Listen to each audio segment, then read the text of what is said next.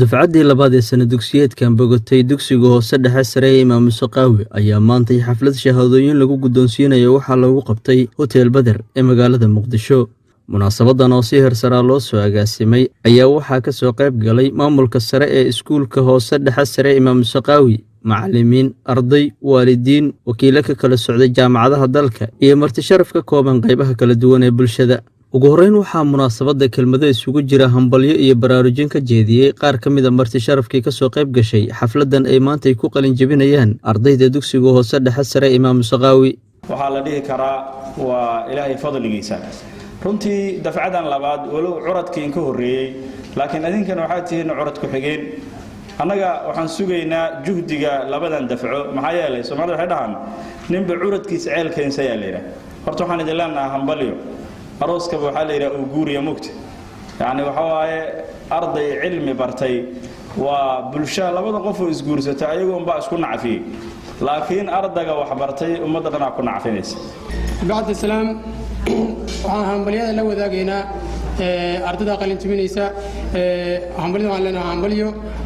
waxbarashadu sida loo sheegay waa qor isku dhiib maalinba waa step maalinba heer bay maraysaa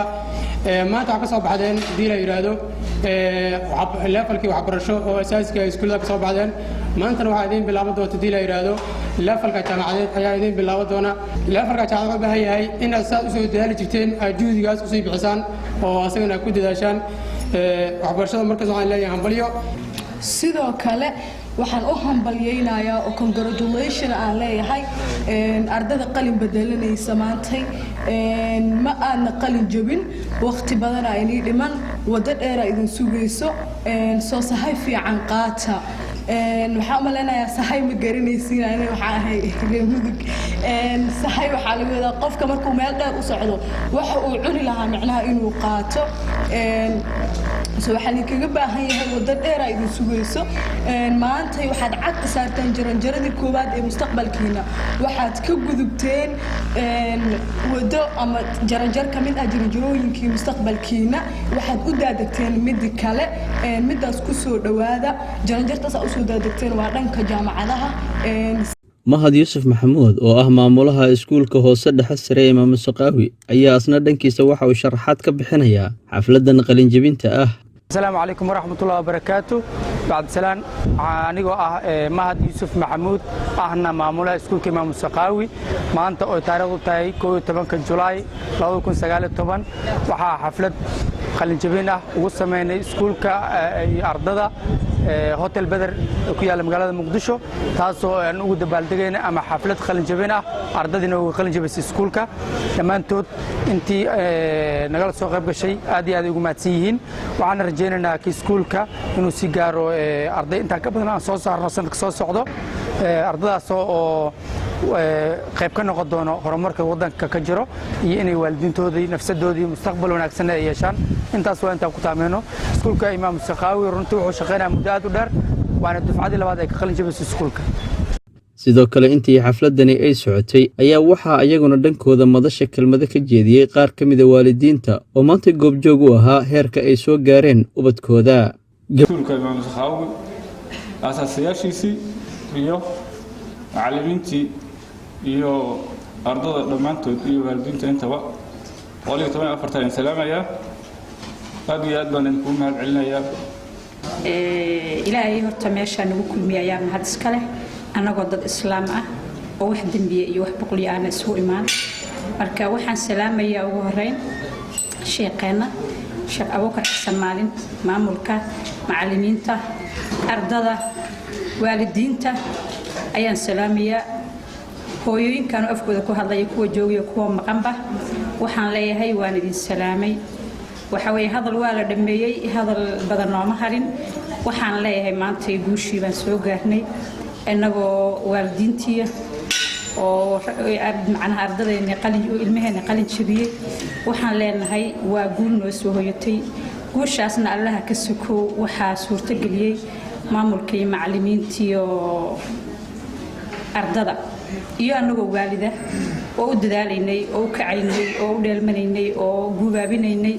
marka waxa guushii maanta way noo soo hoyatay alxamdu shukri ayaan leenahay inta kaartan Allah noo dhameystiro annagoo waalida aad baan u faraxsanahay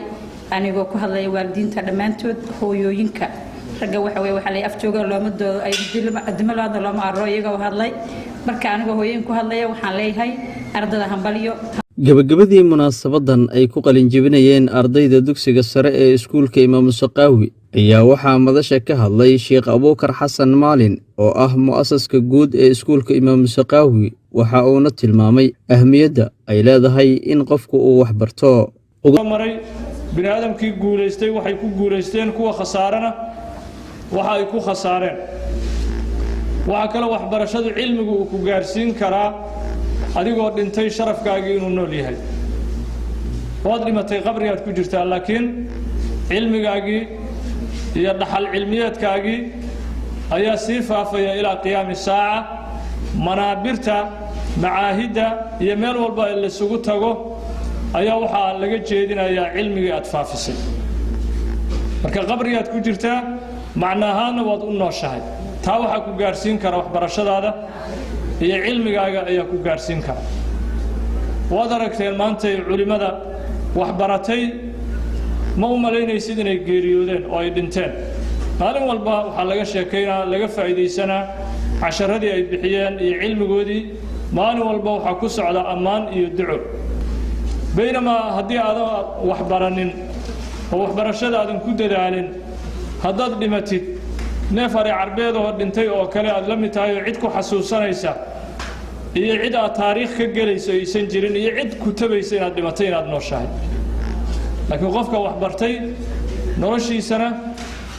waddanku wuu xisaabsan yahay geeridiisuna ummadda xisaab ayay ugu jirtaa taariikh ayuu gelahay lidaalika waxa mar walbaba muhiim ah oo muhiim inoo ah barashada haddii aad tahay qof aan muuqaal wanaagsanayn oo aan qurux badnayn barashada waxay kaa dhigtaa qofka dunida ugu quruxda badan ayay kaa dhigtaa haddaad tahay qof curyaan ah waxaad ka hormartaa oo waxbarashada uga hormaraysaa kuwii dhammaantood xibnahooda ilaahay u dhammaystiray ayaad magac ahaan iyo cilmi ahaan iyo sharaf baad uga hormaraysaa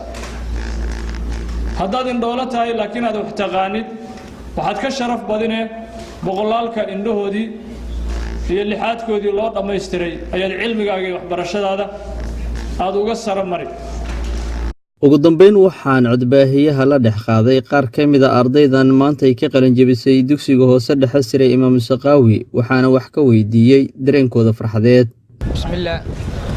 awal magacaygu waa Maxamed Nuur Ibraahim oo ka tirsan iskuulka Imaam Saqaawi ahna qalin jebiyaasha maanta ee dugsiga sare fasalkiisa 12aad waxaan aad ugu faraxsanahay maanta inaan ka qalin jebiyo waxbarashada heer koowaad oo dugsiga sare waxaan u mahadcelinayaa maamul macallin waalid iyo inta dhammaan iga soo qayb gashay ay inta soo garab istaagtay horumarkayga maanta dugsigayga sare Waalaikum warahmatullaahi wabarakaatuh magacaygu waa Hani Xasan Nuune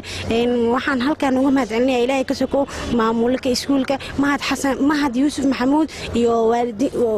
waalidiinteeda qaasatan hooyaday Shukri Ibraahim Maxamuud iyo aabay Xasan Nuune Cabdi